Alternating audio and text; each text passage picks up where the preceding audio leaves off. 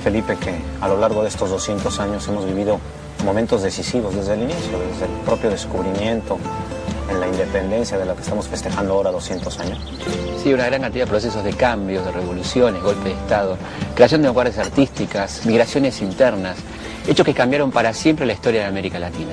Y no solo eso, modificaron estructuras sociales, económicas, políticas, modos de comportamiento, incluso nuestra manera de ver el mundo.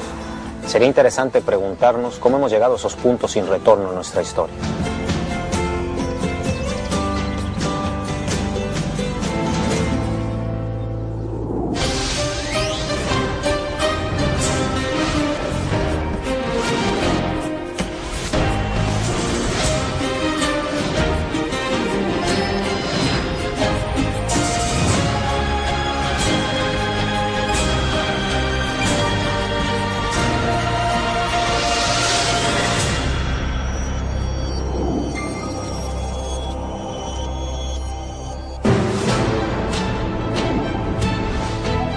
La pirámide de Mayo en Buenos Aires, el Paseo de los Próceres en Caracas, así como el Ángel de la Independencia en México, son símbolos que recuerdan las luchas por nuestra independencia. En el monumento inaugurado durante el centenario de la independencia, un niño guía a un león. Verdad e inteligencia sobre la fuerza. Verdad e inteligencia. Nuestras revoluciones de independencia no pueden concebirse sin las ideas que marcaron a fuego al siglo XIX y que cambiaron para siempre nuestra idea de gobierno y de Estado. El pensamiento de la Ilustración irrumpió en el mundo occidental con sus principios de libertad, igualdad y fraternidad. Valores que la Revolución Francesa universalizó para todo Occidente. Entonces esto cambió las actitudes, los códigos civiles, la geopolítica, los mapas. Fue un movimiento realmente telúrico en Europa, solo comparable, diría yo, a las dos guerras mundiales del siglo XX. La Ilustración, ese movimiento telúrico, puso en crisis el concepto de las monarquías absolutas. En Europa, y también en América, nacía una nueva concepción del hombre y su relación con el Estado. Hombres como Miguel Hidalgo y Costilla en México, Simón Bolívar. En Chile, el libertador Bernardo de O'Higgins. Y en Argentina, San Martín, encarnan la búsqueda de una forma de política y una filosofía que correspondan a la realidad americana. Se estaban planteando que el antiguo régimen, y de ahí el concepto también de antiguo régimen, era un Estado ya caduco, un Estado que se desmoronaba, y por lo tanto lo progresivo, lo benefactor, era ir hacia otro tipo de Estado que además suponía la independencia. La idea republicana de un gobierno representativo y democrático, y la idea de América. Dos conceptos que llegaron de la mano de las revoluciones libertadoras para quedarse. Dos ideas sobre las que se forjó la historia de nuestro continente y de las que no habría vuelta atrás.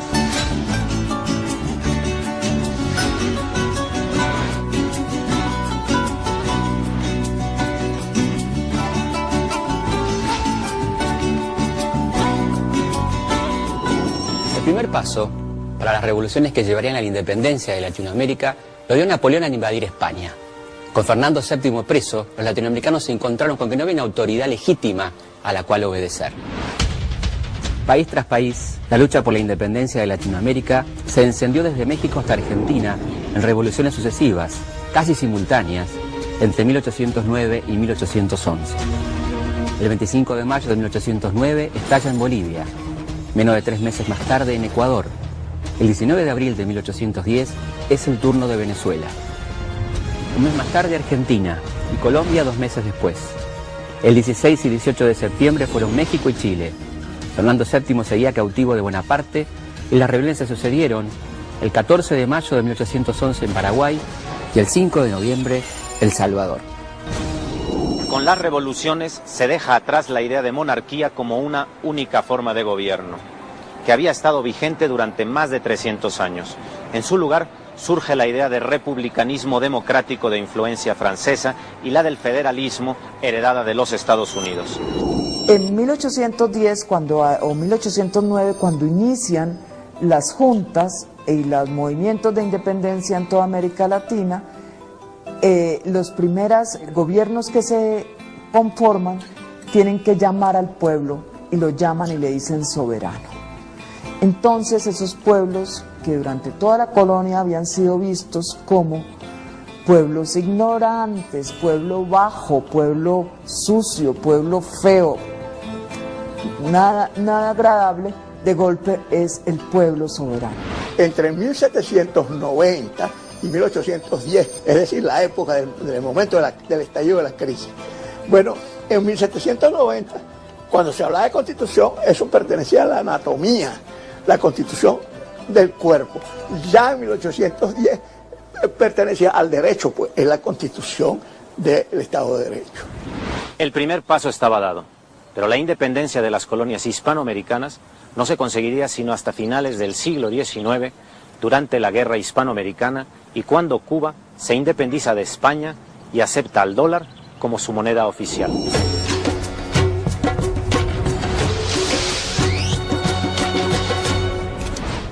Durante más de 60 años, la moneda de Cuba fue el dólar y Cuba un protectorado de los Estados Unidos. Hasta el 1 de enero de 1959, cuando el movimiento revolucionario, liderado por Fidel Castro, derroca al dictador Fulgencio Batista e instaura el régimen socialista en la isla. La Revolución Cubana se produce en un momento en el que, primero, la manera en que se derroca a Batista es una manera muy original. Tenemos que recordar que no había guerrillas en ese momento en América Latina. La guerrilla no la inventó Fidel Castro, evidentemente, pero sí la reinventó. Fíjate que cuando entra Fidel a La Habana, al poco tiempo va a Estados Unidos y es recibido como un héroe nacional. Pero después, cuando Fidel comienza a plantear, porque Cuba, ¿qué era? Era el prostíbulo de los Estados Unidos. Cuando Fidel comienza a querer tener autonomía, soberanía, fue arrinconado por los Estados Unidos, entonces se recostó en la Unión Soviética en ese entonces. Yo amé como adolescente, mi generación amó Cuba como adolescente. Fidel Castro fue nuestro héroe. Yo escuchaba Radio Habana Cuba en radio de onda corta con toda la gente de mi generación y estábamos maravillados, absolutamente maravillados, con estos barbudos libertarios que expulsaron a Batista, que expulsaron a los casinos, que expulsaron a la United Fruit y a la ITT con todo el derecho del mundo.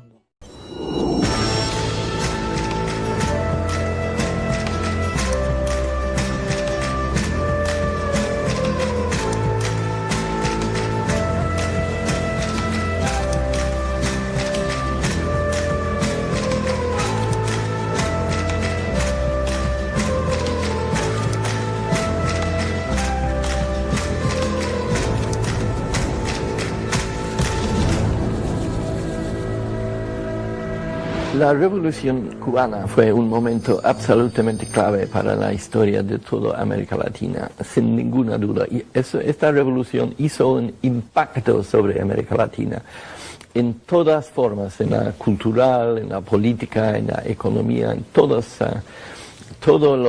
los grandes novelistas de América Latina deben su entusiasmo, su talento a lo que pasó con la Revolución Cubana.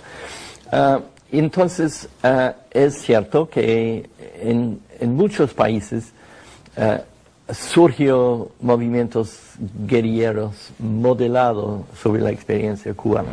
Cuba fue el puntapié inicial de una serie de guerrillas que estableció un punto sin retorno en el modo de hacer política en América Latina.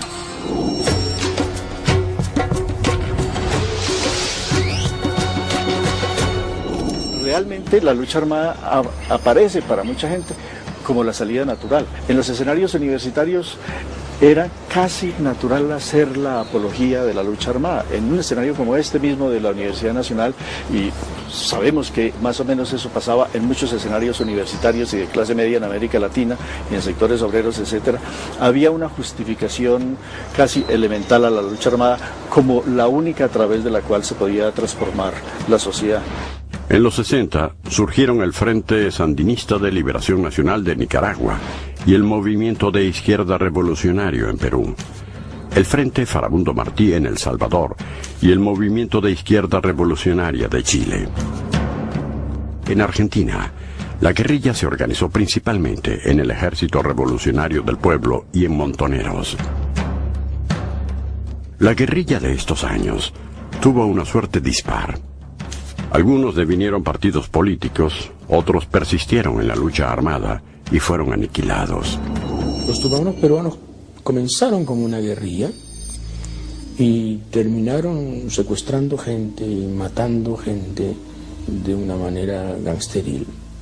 Le pasó lo que le ha pasado a muchos movimientos guerrilleros que empiezan en el idealismo y en el romanticismo armado y terminan de socios del narcotráfico, como le ha pasado a una amplia rama de las FARC. Yo vengo de un país donde hay demasiada muerte, Colombia, donde hay demasiada muerte para que uno pueda creer en vías armadas.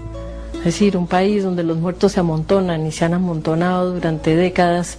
El hecho de asesinar no tiene un valor simbólico ni tiene un peso político. Y al contrario, las armas te producen un profundo rechazo visceral. Las armas, quien quiera que sea que las empuñe, los militares, los paramilitares, los rebeldes, quien sea. Estábamos convencidos de que se podía cambiar las cosas y de que solo necesitábamos salir de las casas, luchar, tomar las calles y que el nuevo hombre iba a surgir, la sociedad iba a ser otra y vamos a ser infinitamente felices. Y bueno, también a los de mi generación nos tocó vivir este desencanto de que no funcionan así las cosas. Por primera vez en la historia, los jóvenes eran los protagonistas y estaban cambiando no solo el modo de hacer política, la cultura, la moda, la música, la moral y el sexo, en un cambio que modificaría el modo de pensar, de actuar y de sentir para siempre.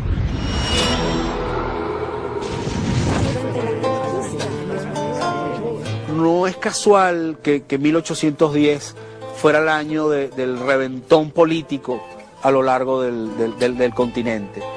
Meses más, meses menos, unos en 1811, otros un poquito después. Pero no es casual que ocurriera en tantas ciudades de Iberoamérica algo parecido, la necesidad de entenderse como una unidad, la necesidad de entenderse como algo independiente del Imperio Español. Entonces nos une la historia, nos unen los azares de la historia, pero más allá de que nos une la historia, nos une el futuro.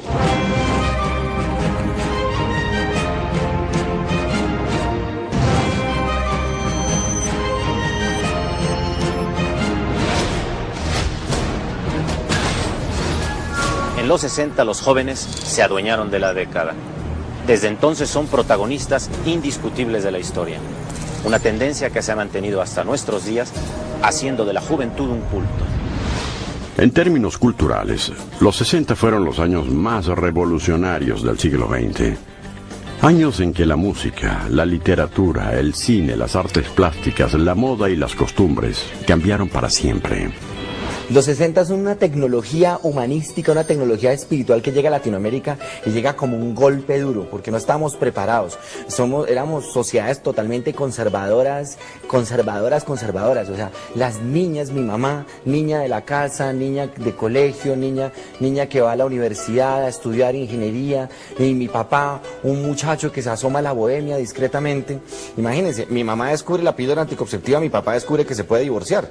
Es fantástico. El hipismo sí apareció en mi país, pero no, como que no se llevaba mucho a cabo, era como más bien como modas que venían mucho de fuera. Obviamente sí la minifalda, porque trabajaba ya desde los 66 por ahí, la minifalda y todo esto, pues sí, lo sé. Todavía cuando yo estudiaba empezó la minifalda y entonces teníamos una señora que nos revisaba en la entrada, una maestra, tenía una regla. y eran 5 centímetros arriba de la rodilla era lo que podías traer. Entonces todas llegábamos y 5 centímetros arriba de la rodilla. Obviamente ya a la hora de la salida le dábamos vueltas y vueltas y vueltas a la falda hasta que quedaba por acá. Época de amor libre, de droga, y sobre todo la cosa política de las campañas contra la guerra en Vietnam, que estaba siempre una cortina detrás de toda la actividad que había. La gente muy metida políticamente, culturalmente en una sensación de cambio. La música cambió totalmente, los Beatles, los Rolling Stones, la cultura en general.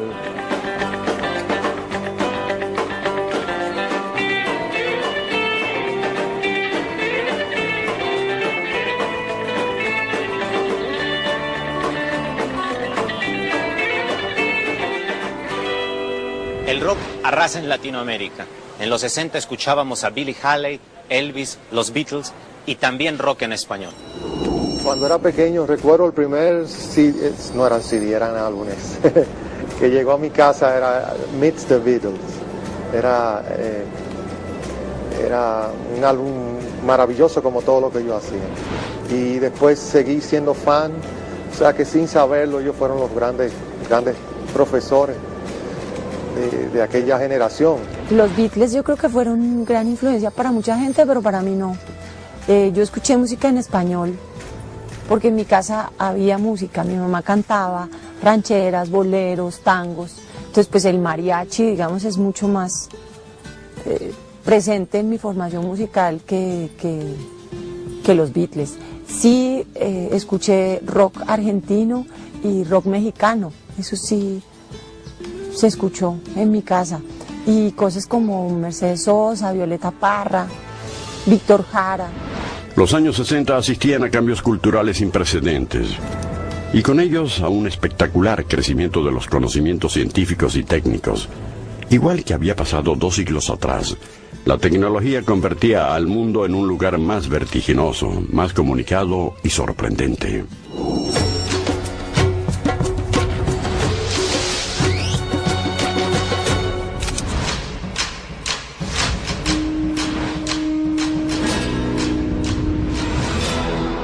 De la microtecnología y las tecnologías de la comunicación y la información, comenzó lo que los expertos llaman una nueva revolución industrial. La primera se produjo aquí, en Inglaterra, a fines del siglo XVIII. La revolución industrial inglesa, claro, transformó radicalmente el modo de producir las mercancías, y a partir de ahí toda la historia económica del mundo fue absolutamente diferente. ¿Por qué? Porque la revolución industrial inglesa se convirtió, y mucho más cuando se expandió a Francia, Bélgica, Holanda, más tarde Alemania, se convirtió en economías demandantes de materia prima. La revolución industrial comenzó con los tejidos de lana y algodón. La producción se industrializó con la provisión de materias primas por parte de las colonias americanas y de los países latinoamericanos, y la aplicación de la nueva fuerza del vapor a los telares tradicionales. Las consecuencias de la revolución industrial de América Latina fue que beneficiaron de ella pues las pocas élites que tenían acceso a derechos de propiedad. Porque la revolución industrial no fue solamente el hecho que se aprendió a producir en serie, sino fue el hecho de que se abrió la economía, de que hubo una revolución comercial. Con las nuevas técnicas de fabricación y transporte, la industria textil se convirtió en un monopolio de los ingleses. En 1840, el mundo consumía 668 millones de metros de hilado manufacturado en Inglaterra, algo así como la vuelta al mundo 16 veces.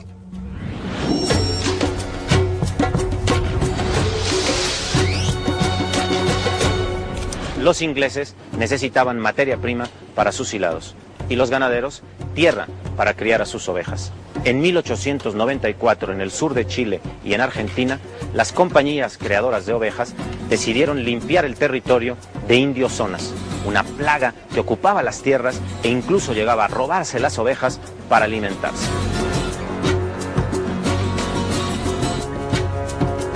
Para terminar con la plaga de aborígenes, Los criadores pagaban a los cazadores de indios por cada par de orejas que les presentaran, pero tras observar aborígenes vagando sin orejas, comenzaron a pagar contra presentación de cabezas, testículos y órganos vitales.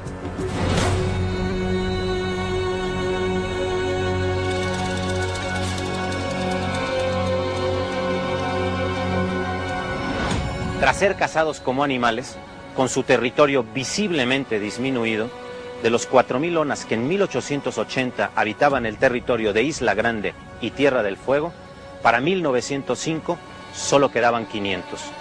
La mayoría sucumbió a las enfermedades de los blancos, sarampión, escarlatina y tuberculosis.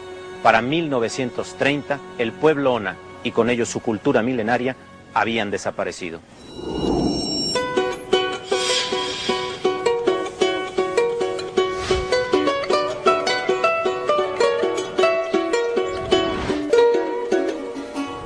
Los onas sucumbieron ante la llegada de los colonos y sus enfermedades. Lo mismo había ocurrido en México, Perú y el Caribe durante la conquista. La llegada de los europeos fue una catástrofe demográfica para los pueblos originarios. El peor elemento del despoblamiento de América fueron las nuevas enfermedades. Eso fue lo que decimó o diezmó a la población indígena, las nuevas enfermedades que vinieron de Europa. La conquista fue una catástrofe demográfica, literalmente. Muchas razones, no solamente, digamos, las penurias, fueron diezmados por las enfermedades, el maltrato, pero también, eso me parece más importante, su mundo había terminado, había periclitado, ¿no? 50 años después de la llegada de Colón, en la isla La Española quedaban menos de 2.000 nativos. En la costa de Brasil, durante el siglo XVI, murió alrededor de un 95% de los aborígenes. La región del México Central, que tenía más de 10 millones de habitantes al comienzo del siglo XVI, tenía solo 1 millón un siglo después. 9 de cada 10 pobladores de los imperios Inca y Azteca desaparecieron en los primeros 100 años de la conquista. La catástrofe demográfica del siglo XVI transformó por completo la sociedad americana. Murió el 80% de la población autóctona. Algunas comunidades indígenas fueron desarraigadas y obligadas a convivir con etnias extrañas. Fue un punto sin retorno, el fin de la sociedad indígena y el comienzo de la sociedad multiétnica.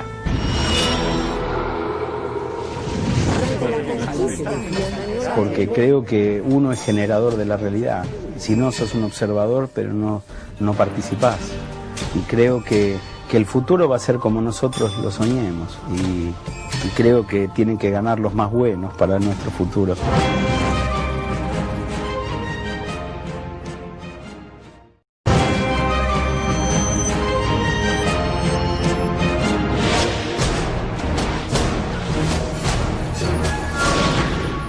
Veinte años después de que Colón la llamara Española y hubiera fundado allí la primera colonia de América, en aquella isla del Caribe, que sería Haití, no quedaban ni indios ni riquezas. La población indígena se había reducido al 10% y los españoles se habían llevado casi todo el oro. A fines del siglo XVII, España cede a Francia el territorio de Haití. Los colonizadores franceses apuestan por la producción de caña de azúcar y café con mano de obra de esclavos traídos de África. A mediados del siglo XVIII, la población de Haití constaba de 300.000 esclavos y solo 12.000 personas libres, entre blancos y mulatos. América es hija de muchas madres, no solo de Europa. Es hija de la madre indígena, de la madre europea y también de la madre africana, de norte a sur. Importantísima. No eran cosas, esos hombres y mujeres, millones de hombres y mujeres, embarcados como cosas en los navíos negreros, marcados, vendidos. Pero los esclavos se sublevan y juran venganza. Una canción de ellos dice: juramos destruir a los blancos y todo lo que poseen, que muramos si fallamos en esa promesa. Pero no solo los malos tratos contra los esclavos alentaban la rebelión. las noticias de la independencia de Estados Unidos de 1776 y sobre todo la Revolución Francesa de 1789 agitaban las cosas en la isla caribeña. La primera revuelta de los esclavos comenzó en 1791. 10 años después, cuando terminó, habían muerto cientos de terratenientes franceses y otros tantos habían emigrado. Los esclavos de Haití habían logrado su libertad.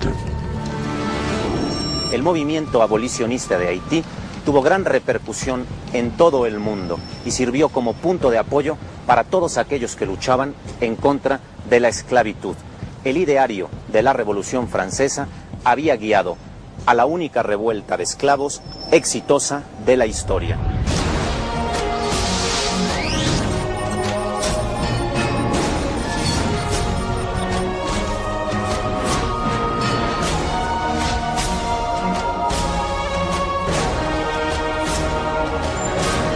La revolución produjo cambios sociales profundos en Francia. Por primera vez un ejército popular, los sans-culottes, reivindicaba sus derechos y se aliaba con el sector más radical de la revolución, los jacobinos, que durante su breve gobierno intentaron abolir la monarquía y proclamar una república democrática con derecho al voto para todos los ciudadanos, con la ayuda de la guillotina y el terror. Dicen los historiadores que es la Revolución Francesa la que abre en el mundo occidental el sentido de que las cosas pueden ser de otra manera, de que no es estático el mundo, ni las clases sociales, ni los órdenes, ni las representaciones, ni los imaginarios, y que ese sentido de que los tiempos cambian y pueden cambiar inclusive abruptamente nos llegó acá con las noticias de la Revolución Francesa. En Francia, los hombres de los sectores populares eran sans-culottes, usaban pantalones largos, en lugar de los culottes, las calzas cortas de las clases altas, contra las que luchaban los protagonistas de la Revolución Francesa.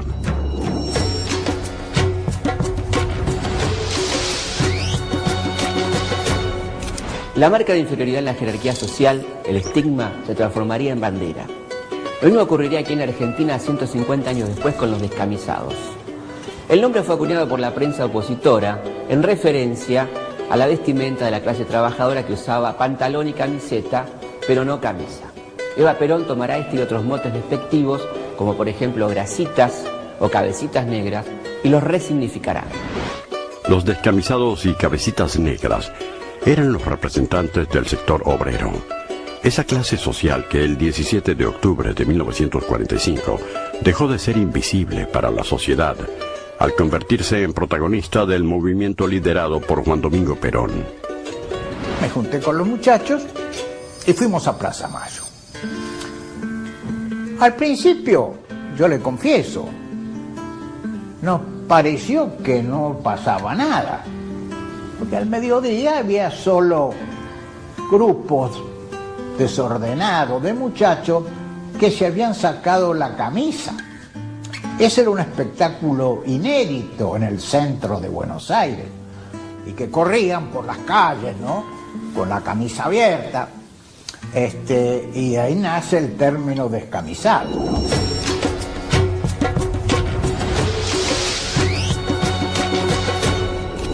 En Argentina se los llamó descamisados, pero la aparición del movimiento obrero en la escena fue un fenómeno de toda la región en la década del 30. Con la crisis financiera mundial, habían caído los precios de las materias primas y las exportaciones latinoamericanas. Los campesinos que ya no podían colocar sus productos en el extranjero, migraron a las ciudades a buscar trabajo en las nuevas industrias que fabrican lo que ya no se podía comprar en el exterior.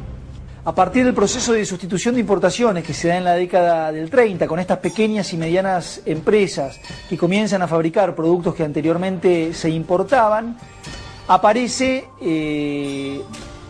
un nuevo actor social, una clase trabajadora que en muchísimos casos se traslada del campo a las grandes ciudades y que es empleada como mano de obra en esta incipiente industria nacional. Un fenómeno definitivo tenía lugar en Latinoamérica: el ingreso de los sectores populares a la política. Encarnados por el gobierno de Lázaro Cárdenas en México, el peronismo en Argentina, el varguismo en Brasil, el Frente Popular en Chile y el nacionalismo revolucionario de Paz Extensor en Bolivia, estos movimientos integraron a sectores sociales hasta entonces postergados. Se tiene tendencia a decir que Perón, Julio Vargas y Lázaro Cárdenas los une un elemento común que es el populismo. Yo no lo creo. Yo creo que es más importante que eso, es que los tres son militares. Entonces, yo no hablo de ellos como de un populismo militar necesariamente, sino en algunos de ellos más bien como un militarismo popular. Lázaro Cárdenas no hablaba, Lázaro Cárdenas actuaba. Sus políticas sociales fueron discutibles unas, exitosas otras, pero no fueron populismo, fueron populares. Getúlio Vargas, creo yo, está colocado en medio.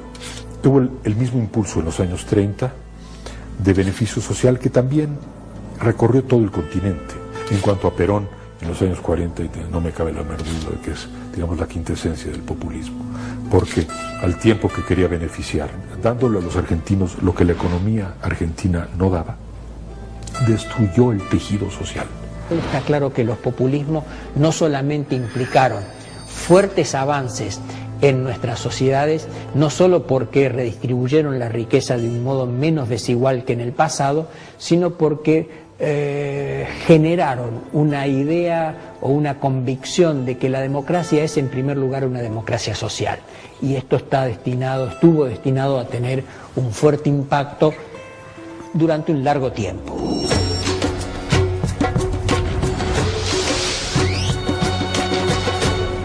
Los cambios en la política económica impulsada por los gobiernos populistas traen aparejado un fenómeno hasta entonces inédito.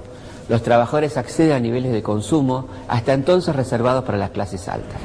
Entre los 40 y los 50, el consumo de electrodomésticos en América Latina había aumentado en un 600%. Promediados los 50, la televisión se había consolidado como uno de los grandes hitos del siglo XX. La televisión ha sido un fenómeno comparable a lo que ha ocurrido en los últimos años con Internet. A partir de los avances logrados en los 60, ha surgido la World Wide Web, la red mundial global, por la cual podemos acceder a casi toda la información en un clic. Puede significar el Internet un enorme acelerador para el desarrollo de las sociedades, de los países y de las personas, pero también precisamente porque imprime esa enorme velocidad y coloca a las personas que acceden a eso en una circunstancia pues casi de privilegio si las comparamos con las personas que no lo tienen. Entonces, lo que significa un gran impulso para millones de personas puede significar en el contraste un ampliamiento en la brecha, porque los que no lo tienen siguen con una desventaja cada vez mayor.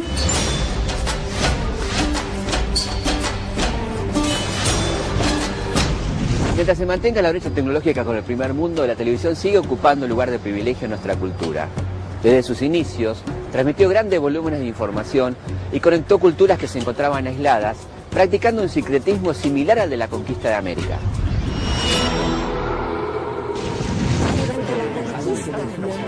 La experiencia nos ha demostrado, y tendríamos que empezar por hacerle caso, por aprender de ella, que sin unidad no hay independencia.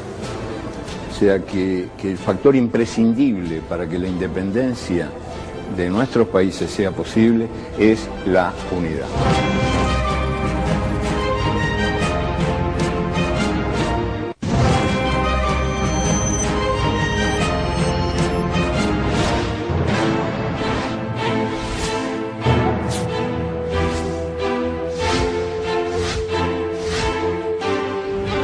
Cuando América todavía no era América, había aquí civilizaciones sumamente desarrolladas. En los Andes estaban los incas y en Mesoamérica los aztecas. Construyeron ciudades muy avanzadas.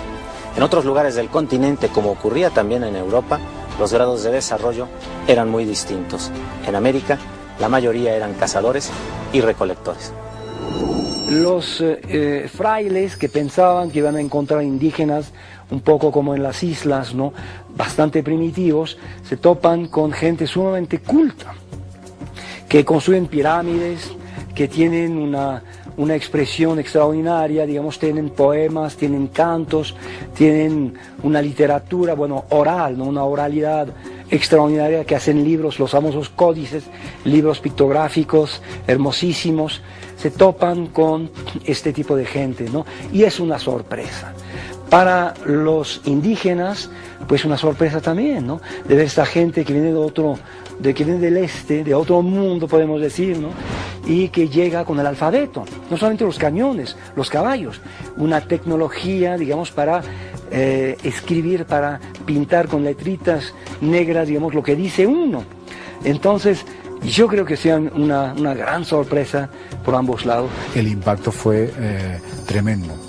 Y porque el desnivel cultural, no me refiero intelectual, sino cultural, de una sociedad que, por ejemplo, tenía ya armas de fuego, y una sociedad en la cual el uso de las armas de fuego era una cosa totalmente desconocida, fue un choque. Pero también fue un choque para Europa a saber que no estaban solos. El choque de dos culturas tan opuestas no podía sino generar una enorme confusión. Ni Colón ni los reyes católicos tenían la menor idea de que habían descubierto un nuevo continente. Seguían pensando que habían llegado al Asia. Aún así se sintieron libres de apropiarse de estas tierras y de sus habitantes, de los que el almirante se expresa en estos términos. Son la mejor gente del mundo y sobre todo la más amable. No conocen el mal, nunca matan ni roban. Aman a sus vecinos como a ellos mismos y tienen la manera más dulce de hablar del mundo, siempre riendo.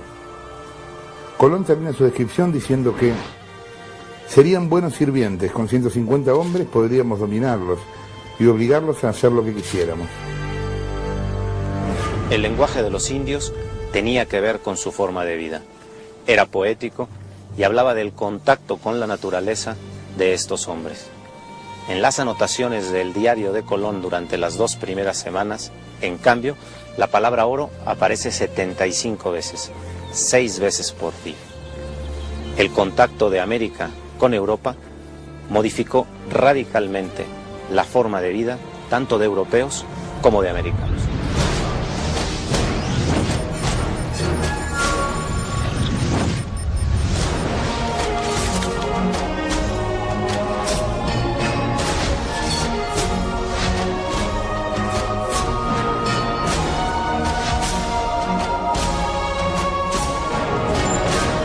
Para los europeos, América resultó una fuente inagotable de recursos y la llave de su poder económico.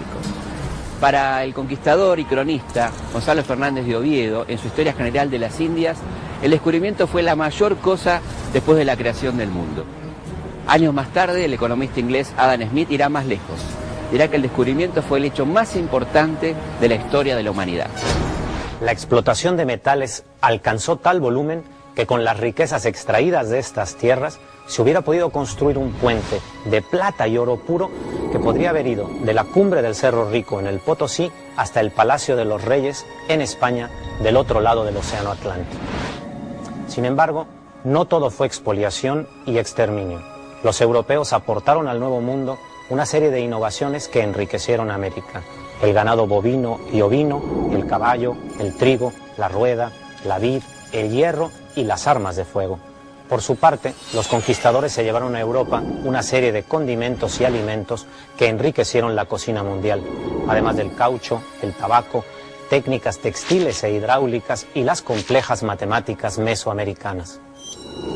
La conquista fue un momento muy complicado, muy raro, porque se encuentran culturas que parecen estar a destiempo, que parecen estar en diferentes situaciones, en diferentes momentos, en diferentes formas de pensar. Y ese choque produce toda esa tragedia. Fue complejísimo ese encuentro. Fue trágico, fue doloroso, arrojó una inmensa mortandad, tanto por la guerra como por el hambre y la peste. Pero también fue muy creativo, porque las religiosidades y las culturas se mezclaron. Diría yo que sobre todo, especialmente en México, pero también en el Perú y en otros lados, en otras zonas de nuestra América, para dar una floración nueva enormemente original. Para conquistadores y conquistados, el descubrimiento fue un punto sin retorno. El mundo no sería nunca más lo que fue antes de que América se llamase América. Las ideas de la Ilustración inspiraron las luchas por la independencia de Latinoamérica, un proceso que terminó en 1898 con la independencia de Cuba, que fue un protectorado de Estados Unidos hasta 1959, cuando triunfa la Revolución Cubana, la primera de una serie de guerrillas, donde los jóvenes fueron protagonistas y cambiaron la moral y la cultura, mientras se desarrollaba una nueva tecnología que años después culminaría en la Segunda Revolución Industrial.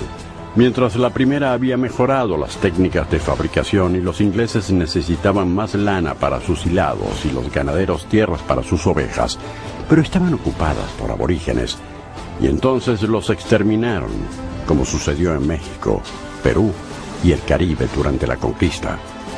Y por eso trajeron esclavos, quienes en Haití se sublevaron, alentados por el ideario de la Revolución Francesa, protagonizada por los sans-culottes, un modo de vestir que fue bandera, como después lo sería en Argentina, con los descamisados y el ingreso de los sectores populares en la política, que sucedió en toda Latinoamérica.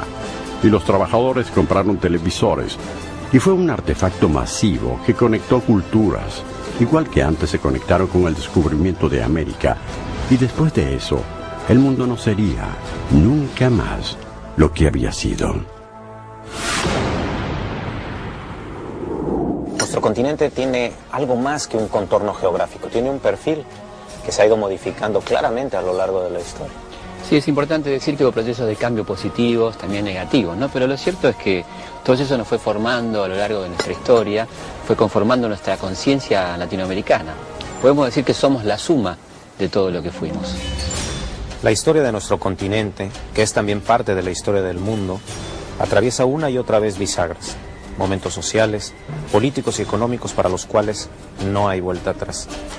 Y para bien o para mal, los latinoamericanos recorrimos juntos estas coyunturas críticas, porque también en estos caminos estamos inexorablemente unidos por la historia. Estamos marcados desde el inicio, asesinatos muy dudosos, magnicidios. La historia de América Latina también tiene su lado oscuro. Latinoamérica se vio inmersa en este contexto de Guerra Fría. El Plan Cóndor está inspirado en el decreto de noche y niebla de la Alemania nazi. Fui detenido en el aeropuerto de São Paulo. Se los llevaban para allá en su país, reservarles cárcel o la muerte. Los españoles traicionaron a los líderes indígenas para robarles sus tierras. Había muchas mujeres que querían mandar a sus hijos a las guerras. Estábamos convencidos de que él iba a ganar. Es una de las grandes manchas que pesan sobre el sistema electoral mexicano. Y es importante ver los niveles de responsabilidad. No repetir los mismos errores. Somos especialistas en encontrar la manera de esquivar esas reglas. En nuestro continente, como en España, el que hace la ley hace la trampa.